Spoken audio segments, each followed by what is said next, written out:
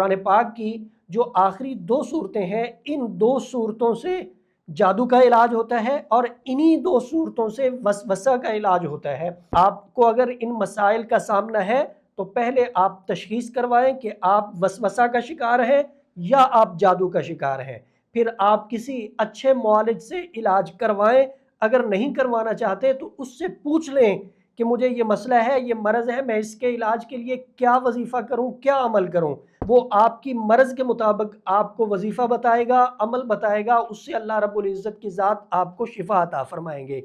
یاد رہے کہ اپنی طرف سے نہ تو اپنی کوئی تشخیص کر کے ذہن قائم کریں اور نہ ہی اس کے مطابق عمل تلاش کر کے آپ عمل کر کے خود کو ٹھیک کرنے کی کوشش کریں، کیونکہ جب ہم وظائف اور اعمال کرتے ہیں اپنے علاج کے لیے، اپنے کاروبار کے لیے، تو بجائے فائدہ کے الٹا نقصان ہو جاتا ہے، کیونکہ ہمیں اجازت نہیں ہوتی اور پھر جس طرح کرنا چاہیے اس پوری ترتیب کا ہمیں پتہ نہیں ہوتا۔ جب ترتیب کا پتہ نہیں ہوتا تو اس کے مطابق ہم کرتے نہیں ہیں تو ہمیں ریاکشن ہو جاتا ہے، ریاکشن کہتے ہیں رجت کو، پھر فائدے کی بجائے نقصان ہوتا ہے۔ کہ آپ خود سے قرآن پاک کی مدد سے اپنا علاج کریں، لیکن آپ جو عمل لیں، جو وظیفہ لیں، اس کی اجازت لیں کسی اچھے معالج سے۔ اللہ رب العزت کی ذات ہم سب کی حامی و ناصر ہو۔